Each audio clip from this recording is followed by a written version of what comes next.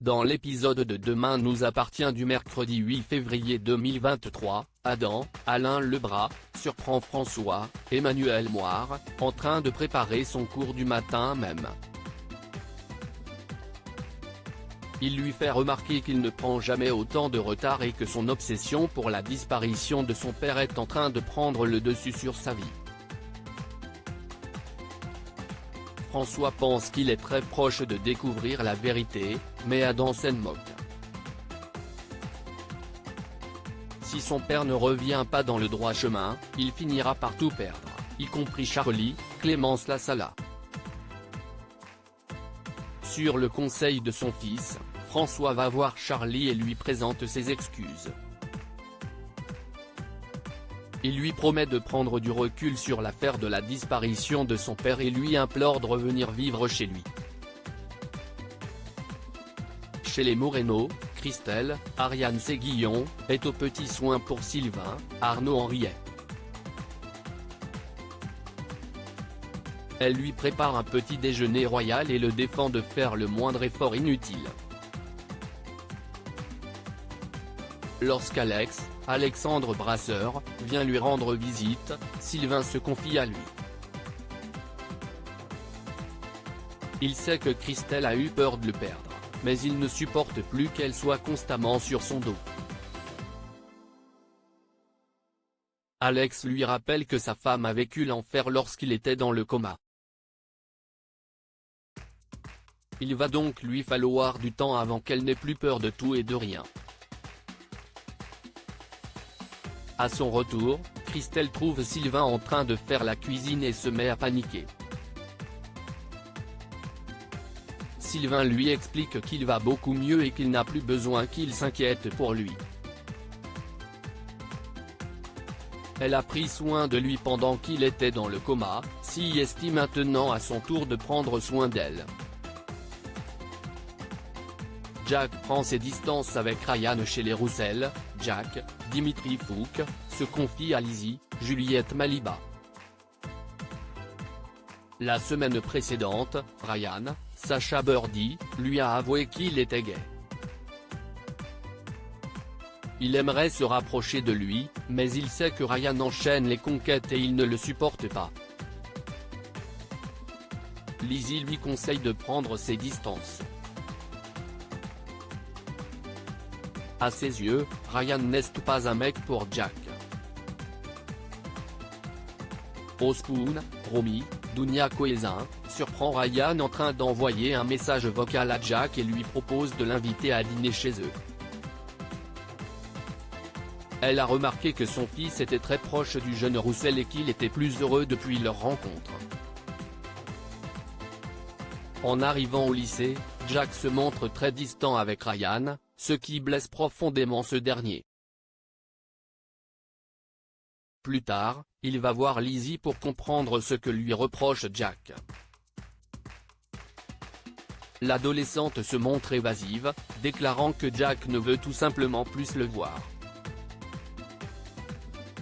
Lorsque Jack et Lizzie rentrent du lycée, Audrey, Charlotte Gaccio, remarque que son fils a l'air triste. Elle interroge Lizzie, qui lui explique avoir dit à Jack de prendre ses distances avec Ryan, qu'elle trouve insupportable.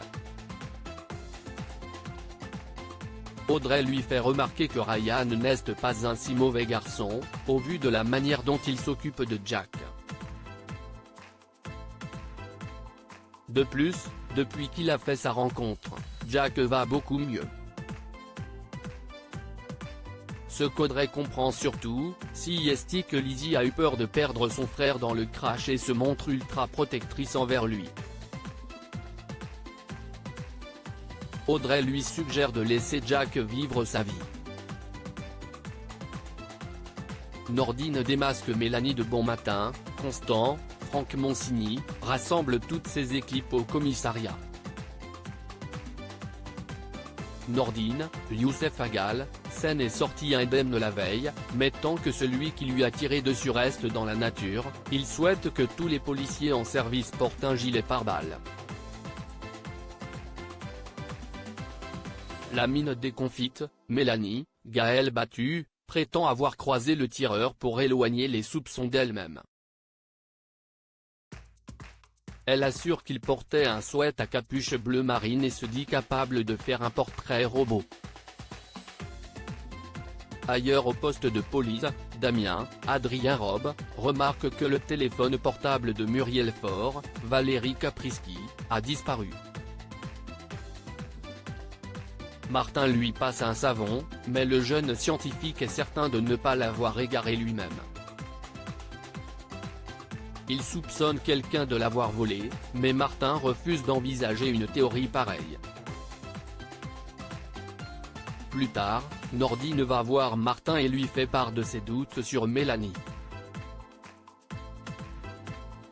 La veille, il l'a vue tourner autour des placards de l'Aspt.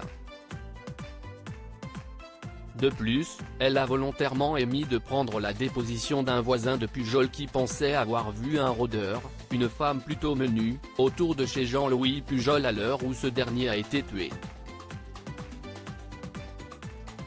Martin convoque aussitôt la jeune femme dans son bureau, mais apprend que celle-ci est partie en prétendant avoir fini sa journée.